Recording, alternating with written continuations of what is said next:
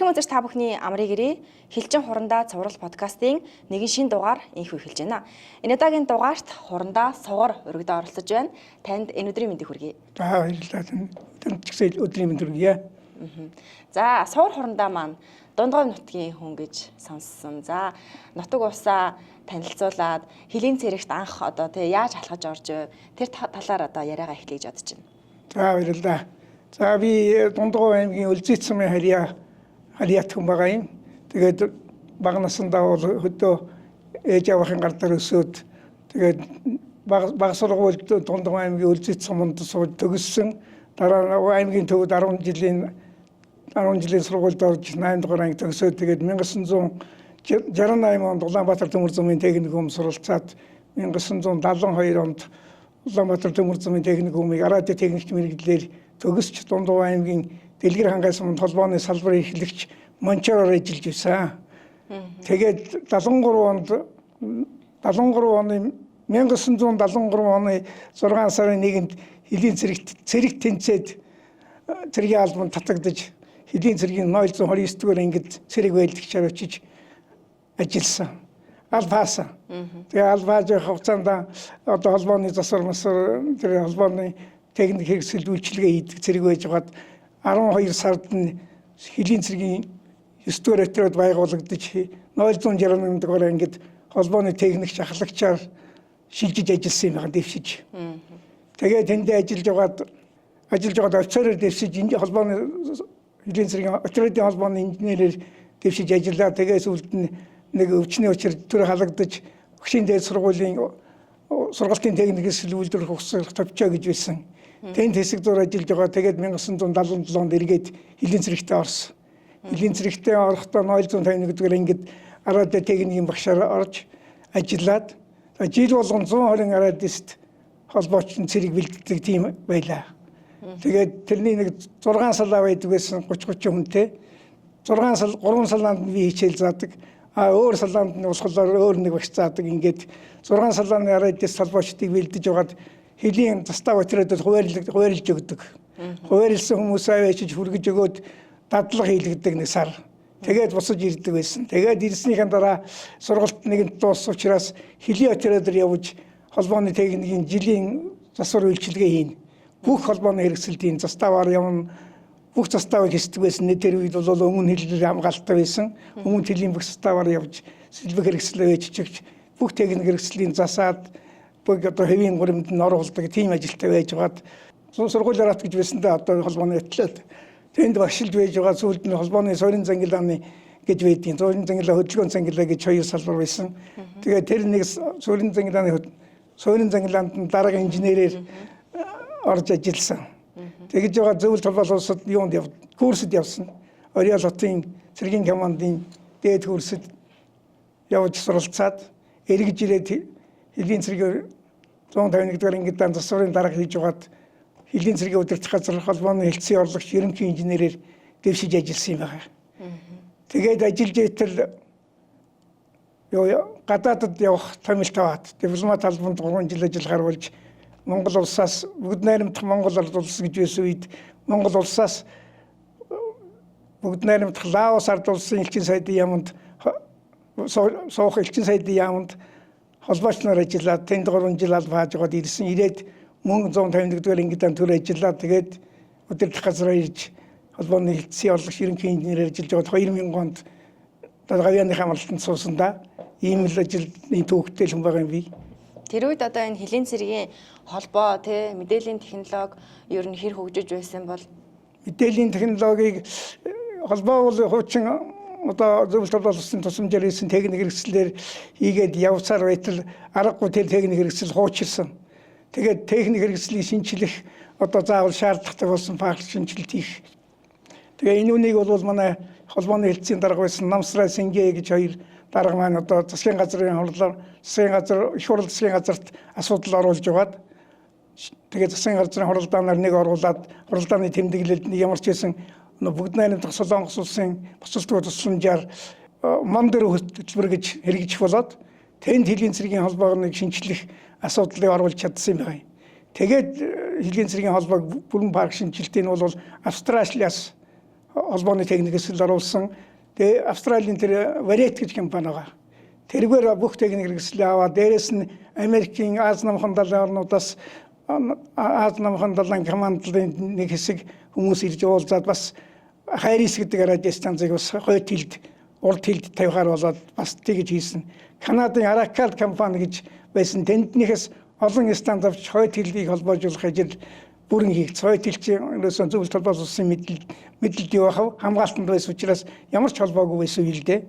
Тэгээд тэнд бол хойд хилийг холбоожуулах, харуул манаатай болгох, харуулын баяртай, заставтай болгох эхлээ тэнд бүх техник хэрэгслийг одоо төвлөрүүлэх, шинээр хангалт хийх юм ажлууд явагдаж тэр ажлыг харин би гардаж хийсэн хэлбэний хэлсэн ерөнхий инженер байсан учраас тийм ажлыг хийж байсан. Тэгээд олон жил ажилласан хэлийн зэргийн засварт бол бий.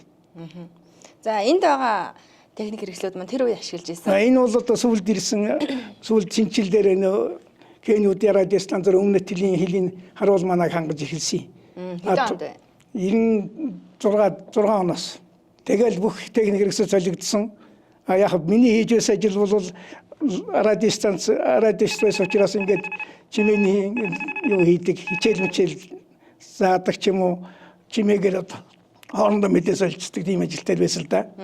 Тэгээ миний хийдэг ажил голдуул засвар хийж байсан би болохоор ерөөсөө л бүх техник хэрэгслийг засдаг. Тэр Австралийн холбооны хэрэгслийг бүтнээр нь оруулж ирэхэд Монголд ч нөгөө тэдний юу хамбан байсан байхгүй юу? Одоо юу гэдэг төлөөлөгчийн газар. Тэнд нь би ажиллаад 3 жил тэр холбооны хэрэгслийг тэр төслөөр орж исэн бүх холбооны хэрэгслийг 3 жил одоо баталгаа засварыг хийсэн. Тэгээд тэр баталгаа засварыг хийгээд 3 жил хийсний дараа Австралийн хүмүүс ирээд одоо хугацаанд дуусахтай зэрэг 151-р ангид одоо бүрэн хэмжээгээр тэр засварын ажлыг шилжүүлж өгсөн юм байна. Тэгээ би тэнд бас эргэж бас хэлийн зэрэгтэй орж ажилласан. Тэгээ тэр засварыг бас тэр байгаа хүмүүст зааж өгөх юм ажил томилогдоод бас хэдэн жил ажиллаад ажилласан эргэж ороод. Тийм л ажлууд хийсэн дээ би.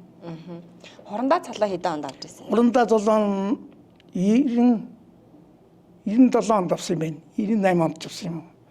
Хилтэс ерөнхий инженерийг дэд хурандаа болоод жилийн дараа хурандаа авсан да харин богинохон хугацаанд хурандаа авсан юм би. Би ч одоо хэлийн зэрэгт 30 гаруй жил ажилласан. 30 гаруй жил ажиллаад тэтгэр тагс. Одоо хүртэл тэгэл бас холбоотой сая 150-р ангид сургалт явууллаа. Холбооны засвар шийдвэрлэх. Бусад нэг өөрснийх хамт ажиллаж байсан инженерийн хүмүүстэй хамт ажиллаж байсан улсуудаа сая дамжаа зохион байгуулгээд ангийнхан дарга өссөн. Тэгээд тэнд хэдэн залуу инженерүүдэд одоо засвар хийх сургалт явуулсан. Ер нь 2 дахь тийм сургалт явуулж энэ би. Иймэрхүү ажил хийж авсан шүү дээ. Холбоо энэ технологи бол бас жилээс жилд хөгжиж байдаг бах тий. Одоо таны энэ үед хэрэгжилж исэн одоо энэ холбооны хэрэгслүүдийн давуу тал нь юу вэ? Одоо бол бас яаж болж өөрчлөгдөж байна? Энэ хувьсэл өөрчлөлийн талаар. За одоо дээшин биднийг одоо хэлийн зэрэгт би чинь 1972 онд л ороод тэрнээс хойш бол Оросын бүх техник хэрэгсэл байсан юм бол бүгд Оросын техник хэрэгслээр ашиглаж байгаа л тэгэл сүүлдээ ингээд шинжилэгдээд Австралийн техник хэрэгсэл орж ирсэн. Өөр бусад орныхч орж ирсэн тэр Канад, Америк гэх мэт чинь тэгээд тэд нар бол улам л одоо боловсронгуй болж ирсэн. Ер нь бол автоматжуулах асуудлыг бол манай хэлтсийн дарга Намсраа гэж хүн байсан. Тэр хүн одоо санал болгож 10 сая дээр орж байсан юм билээ анхан. Тэр саналыг бол Намсраа даргын саналыг 10 генерал маш өндөр хүлээж авч манай хэлийн цэргийн холбооны дэргэд компьютерийн одоо юу гэдэг юм засаг байгуулад. Тэгээд одоо тэндээс чинь эхэлж бид нар ч одоо тэр компьютер гэдэг юмыг сурч эхэлж байсан юм байна. Тэрнээс өмнө нь бол тэр компьютерийн тэр манай ер нь холбооны удирдлагын холбоог бол автоматжуулах асуудал бол яригдахгүй байж байгаа л тэгж нэг яригдж ирснээс хойш бол маш их дэмжлэг авч өгчсөндөө ер нь бол автоматжуулах холбоо автоматын юу гэдэг болсон байсан шүү дээ. Автоматжуулалтын одоо тэлтэс гэдэг болсон байсан. За гэр бүлийнхаа тухайд. За би дөрвөн хүүхэдтэй. Тэгээ манай гэр бүл Улаанбаатар төмөр замын байгууллагад ажиллаж байсан. Тэгээ бахны оронд явсан л да. Тэгээ одоо манай хүүхдүүд зөв ажилтай байгаа. Улаанбаатарт ажил нэгэнд хэлийн цэргийн 151-д миний ажлыг далгуулаа хийж байгаа. 30 цалтай байгаа одоо. Ямар гоё. Тий. Нэг нь бол Улаанбаатар банкнд ажилтдаг мэрэгжилтийн хийд юм аа. Бусад хоёр нэрхтээ тэр хоёр бол хувааран машин засгийн засдаг тийм л ажилтай. Аль үед ер нь тэгэл намайг дагаал цөмөрөө засварын ажил хийх хэвдээ баг. Техник юунд их дуртай байна да тий. Харин тэгдэм шиг байгаа. Тэр бас бидний нөлөө байсан юм мэдгүй.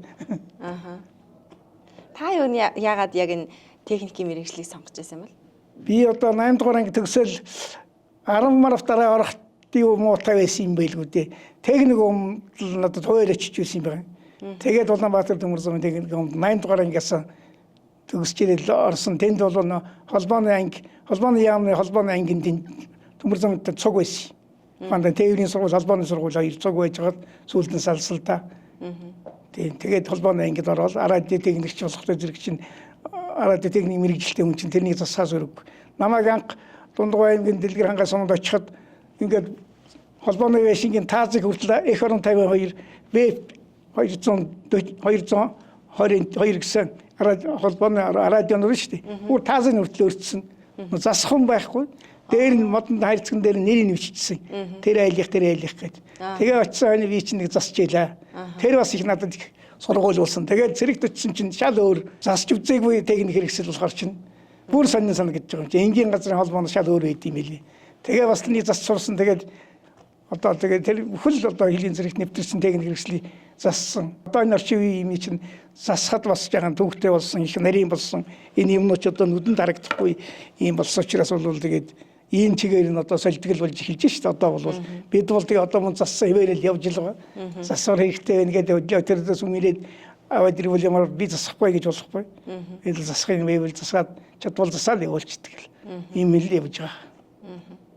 Хилийн отроо заставаар их олон явсан гэж энэ хилээр явж хаад ер нь танд ямар сэтгэл төрдөг вэ?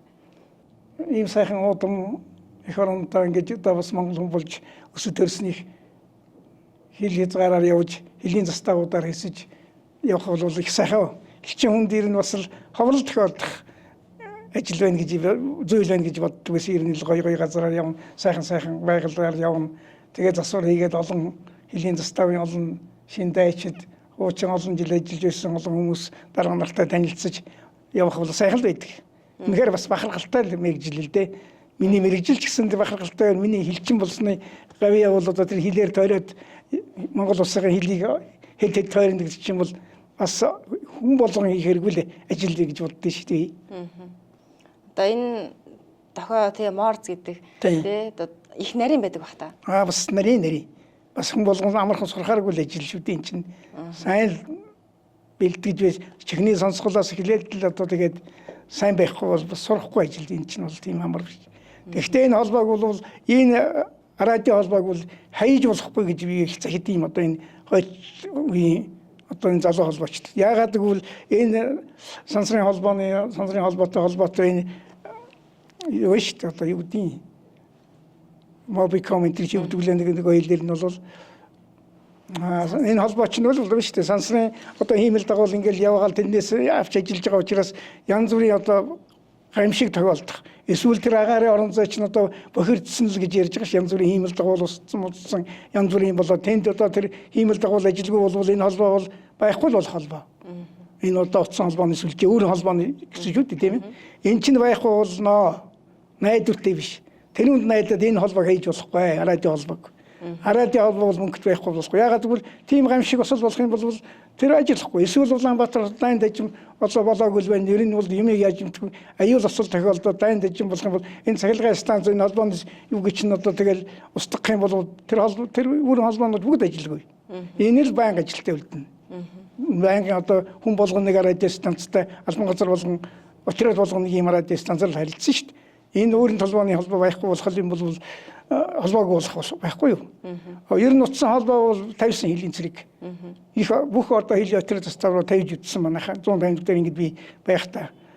Тэгэхэд бол тэр утсан холбоо бол бас ялгаагүй л байгалийн гамшигт өртөн төмөр дорн шуурган тэр шамон нонон тийм учраас найдваргүй байж байгаа. Тэгээд тэр бол маш их хөдөлмөр зарж хийсэн юм байхгүй бол одоо бол ширхэж байхгүй. Одоо тэгээ нөө бүрэн холбооны операторууд олон болоод ирэхдээ зэрэг чинь тэрнийг хаяад энийг хаях гэхээр одоо болохгүй та нар. Дайны үед хэрэгжилж байсан холбоо учраас өстой хийж болохгүй л гэж захидсан шүү дээ би.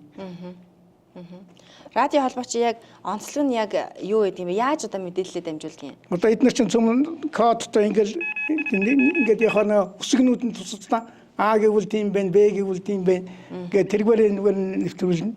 Тэрийн цаана хүн яг одоо хүлээж аваа бичнэ. Тэгэл тэр мэдээг тусгай нууцаар шифрлэгдсэн байна. Ухаанд тийм үг нь тийм юм байна энэ гэдэг юм уу. Тэгээд тэрийн шифрлэгдсэн байх учраас бол заалмсууд нь тайлал уншиж шүү дээ. Нууц мэдээнүүдийг бол шал өөр уулгай явуулчих учраас анцхийн нэг бол тоогоор дамжуулна, үсгээр дамжуулна. Тэр нь бол тийм үсэг тийм байна, тийм үсэг юм байна. Тэгээд энэгээр чинь ингээд явуулчихна. Тэгэл тэр нь хүлээж авдаг улсууд нь тусаа байна. Бидний нөгөө бэлдэж өгöd дугаараа дистрикт энийг л хүлээж авахгүй жил сургууль хийдэг байлсэн шүү дээ. Чинь бол тэгээ энийг л сургаад явуулдаг байлээ бид нар. Манай нөгөө Хилийн цэргийн тэний 151-р анги дээр чинь нөгөө радио телеграф чинь тий баг мэргэжлийн сургууль гэж үү. Холбооны баг мэргэжлийн сургууль. Ухаанд тэнд л би багшилж ирсэн хүн л дээ. Анхын одоо 151-т эргэж Хилийн цэрэгт ороод 77 оноос хойш тэнд тасралтгүй ажилласан. Өмнө нь 73 онд 72 он цэрэгт очиод хэсэг ажиллаж байгаа төр завсарлаа. Тэгээд буцаад 77 онд орсон юм. Тэгээд одоо хоромлоо холтол явлаа. Дээд цолын авлаа одоо болоо. Энэ радио телеграф чинь бас нэг тэмцээн уралдаан. Явна. Олон улсын тэмцээн байдаг. Бүр олон улсын хэмжээний мэр гэж бас тэмцээн байдаг. Тэнд манайхаас олон мастерууд энэ төрж байсан шүү 151-с Сүрэнжив энэ гэдэг мундаг радиоснууд. Тэд нар ч бол дэлхийн одоо бүх оронтой харьцдаг. Тийм үнэмлэхтэй бичгтэй, эрхтэй. Зүгээр энэ бол яг улсын хэмжээнд бол Хилийн цэрэг бол дангаараа айран бол дангаараа ингээд тусдаа бие даасан холбоонуудтай холбоочтой бэлддэг. Айрамч бэлдэж ил байдаг. Манай Хилийн цэрэг одоо мөн бэлдэж ил байна. Лаос улс руу бас элчин сайд ээ. Тэгээ элчин сайдын яамны холбооч нь наашаа гадаад яамруу харилцаатай байна. Гэхдээ манай гадаад яамны харилцаа чинь юу л да? Манай Хилийн цэрэг төвн Хилийн цэрэгээс гадаад яамнаас явуулахад чинь мэдээг нь Хилийн цэрэг аваад гадаад яам руу явуулдаг гэсэн тэр үед. Илчтэй энэ ухаандаа Хилийн цэрэгийн холбоо руу миний мэдээ ирнэ. Миний мэдээг авахаар гадаад яам руу явуулчихна. Тэл тайфер газраар чугмаар. Тэгээд тэндээ очиж хибэрлэгдээд хариу мөрөв буцаад элчин сайдын яам руу очдог. Улс их орноо төлөөлж сууж байгаа бас нэг дипломатлгүй юм болохоор чинь маш хариуцлагатай байна. Техник хэрэгсэл саадлгүй байхгүй болохгүй. Холбоог бол таслахгүй байна. Харин геймийн бол амьдрахад их халуун газар байсан. Зунч одоо Оросын термометр чинь бол 40 өнгөрөө явцсан тэгээд тулцсан байдаг. Манай энэ чинь 20 хэдэн градус централ болгож бид нар чинь халуун байна гэдэг байсан ч одоо тэнд бол экстра халуун. Хоёрхан л улиралтай. Нэг бороо орж л байдаг, нэг улиралтай хуурай улирал гэсэн хоёрхан л улиралтай. Тэгээд тэнд хүн дасдаг юм билээ. Би 3 жил болоход дассан тэгээд. Ер нь харин сүүлдээ 26 градус, нэмэх 26 градусд бол даармар болж ирдэм байлээ. Тентхийн улсууд чинь 26 мараа болоход малгайгаар өвчлөсөн явж идэв шүү дээ. Тэгэл бид нар анхан шоолж ирсэхгүй одоо ийм дулаахан байхад малгай мөс явж явах ингээд. Үгүй юм билээ үнэхээр халуун газар бол тэгээ хүн тэгээ тасчдээ юм билээ. Халуун байсаа нэцүүл юм билээ бас их удаан байхад бол бас биоорганизм мод мэдхэл юм байлээ. Тэгээд намайг бас 3 жил болсон чинь дахиад сонгох улс үгүй чи би чинь бас л яах вэ гэж буцсал да. Тэгээд ер нь бол бас хүндэл байд юм билээ. Гэхдээ сайхан Лаос бол их тайван амгалан газар юм билээ л дээ. Ерөөсөн ийм тийм юм байхгүй. Одоо дайн байлдааны үед чи инх цагийн үед ч тийм холбоо гэдэг бол үнэхээр одоо хамгийн чухал тасалдахгүй байх хэрэгтэй зүйл баг. Тий, хамгийн гол нь одоо холбоо шүү дээ. Ер нь бол холбоо байхгүй бол хоорондоо одоо ямар ч мэдээлэл солилцож чадахгүй юм чинь тийм учраас холбоо бол баян бэлэн байх хэрэгтэй. Одоо ч манай Хилийн цэргийн холбоо бол сайхан болж улмал болсронгуй болж байна. Одоо тэгэл миний анх орж ирснийг бол одоо шал өөр боллоо шүү дээ. Холбоо мэдээлэл гэдэг чинь бол шуурхайч болсон байна. Сайхан л болсон байна гэх. Хүмүүс болсон хүчнүүд нь ч сайжирчлаа шүү дээ. Одоо бол улмал өргөн өндөр мэдлэгтэй тийм хүмүүс л одоо байна шүү дээ. Бид нар шиг зүгээр ингээд засдаг юм байсан бол одоо засагдахын аргагүй техник хэрэгслүүд ирж байна. Одоо нүдгүүцэд гагнахгүй болж шүү дээ бид нар бол. Энийг ч бариад л гагнадаг байсан бол одоо тэгээд одоо бол чадахгүй ер нь бол үзэхгүй бол. Хооронд нийлүүлчихээр л юм болсон байгаа юм чинь. Хилийн цэрэгт та тэгэхээр одоо хэдэн жил ажилласан гэсэн үг вэ? Эргэж буцаж ороос эргэж намайг ингэж тийм техникийн ийм засдаг болгож өгөөч хүмүүсийг сургаж өгөөч гэсээр байгаа ингээд 30 жил болчих жоо 32 3 жил болж байгаа гэсэн. Тэрний тоос бол яг 25 жил бол ажиллаад тэтгэвртэй гарыг гарч ирсэн би бас одоо нэг залуу болсон хүчингүүдэд бас баяр суурин тавьчихгүй болохгүй шүү. Суугаад байж болохгүй. Тэгсэн чинь дараа нэргээд энд ажиллаад өгөөч ээ. 150 нийт тэгээд өгөөч ээ гэдээ бас одоо бодвол олон жил ажилласан. Тэгээд ихтгэл хүмүүсийн туршлагыг хардаг байлгүй дээ. Ирж тэгж ингэж өгөөч гэж засвар мосор хийж өгөөч. Эсвэл сургалт явуулж өгөөч гэдээ одоо үрдийн. Энэ жил бас сургалт явуулсан тэгээд. Залуу хэлчдтэй хандаж та сургалтынхаа үеэр нь юу хэлдэг вэ? За одоо тэгээд юун холбооныхаа мэрэгжилдээ үнэнчил одоо ажиллах хэрэгтэй. Засвараа хийвэл чанартай хийж явах хэрэгтэй. Нүд туурсан юм хийж болохгүй. Харин энэ холбооны хэрэгслийг одоо энэ өөрийн холбооны оператор шиг ингээд хайж болохгүй. Радио холбоог ерөөс хайж болохгүй шүү. Сургалтын үргэлж явуулж байгаарай л гэж хэлдэг шүү дээ. Ер нь бол Одоо таны үгийг ер нь хэр биелүүлж байна? Биелүүлж байгаа. Ер нь зарим холбооч нь намайг тэтгэл гаргахын үед энэ радио холбоогоор яах юм гэсэн маягтай болж эхэлж ирсэн бас. Тэгээ энд болохгүй гэдгийг бол сүулдээ бол мэдэрсгээс л дээ. Ер нь бол энэ тэнд чинь одоо шуурга болоод холбоо тасалдах онцгой байд төрөл холбоог болгож чахад манай элийн цэрэг залгуулсан нэг удаа би элийн цэрэгийн холбоон дээр ирж маш онцгой байдал руу холбоо болгон өгч ирсэн. Шуурга болж Сүхбаатар энэ чинь бол хэцүү газар шүү дээ. Шуурга болон төмөр гарна. Тийм бодлого гардыг тэгэхээр радио холбоо хийж болохгүй боллоо. Гэж явдгийг ингэж захичил явдгийг. Таныг ажиллаж авах үед бас удирдлагууд одоо ямар хүмүүс байв хэр дэмждэг байсан бэ? Холбоочдыг дэмжинэ. Манай Сүндэг генерал гэж байлаа. За тэгээ Гүржив генерал байсан. Базар сад генерал гэж байлаа. Хамгийн мундаг хүн байлаа. Их оролдож байсан. Тэгээд тэр мөр чинь бас бидэнд чинь одоо холбоог шинчлэх тэр засгийн газрын их хурлаар оруулахын чинь бол тэнд байгаа хүмүүс чинь их нөлөөлнө шүү дээ. Ер нь бол бас л хэрэгтэй. Үнэхээр манай удирдлагч маш их дэмжин холбоог бол одоо тийм газраас ийм техник амаар өнөхэд бол шууд л тэр мөнгө төгрөгийг гаргаж өгнө. Бид нар чинь Канадаас юм авч байсан.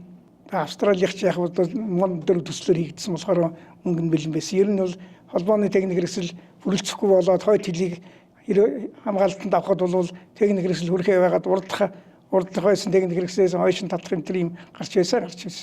Тэгээ хилийн харуул байгуулагдаад олон заставууд нэмэгдээд ирэхээр чинь 30 хэрэгжилсэн техник хэрэгсэл хүрхээ болохоор арга байхгүй одоо энэ тэндээ судалж авсан. Хилийн зэрэг бол тийм юм аваа ийм юм хэлбэл зөвшөөрч ирсэн. Тэгээ шууд л одоо аваад өгдөг. Мөнгө нь хэрэгтэй байна уу гэд гаргаал гэдэг тийм л байсан. Тэгснийхээ хүчинд бол бид нар холбоог бол тастаагүй явсан. Холбоогоо тэгээ харин парк шинжилт хийж чадсан.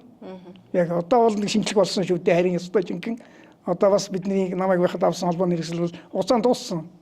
Одоо тэгээ тэрний шинжлэх шинэ бодлогын дарга нар бодож сэтгэж бидэг байлгүй. Та нар гоё юм болж ирээ, шинэ юм нэвтрүүлээрэй л гэж захидгийн бас нэг энэ холбооны хэлцдэг бүр энэ төр ирэхээрээ. Юу хийж гэн, юу олж гэн л гэдгийг тэгээд одоо бол нуус байдаг байлгүй дээ бас. Төлөвлөгөө юм чинь баялдааны техник хэрэгсэл авдаг юм чинь. Оросоо тэгээд жилэн далангуу техник хөхгүй л байх.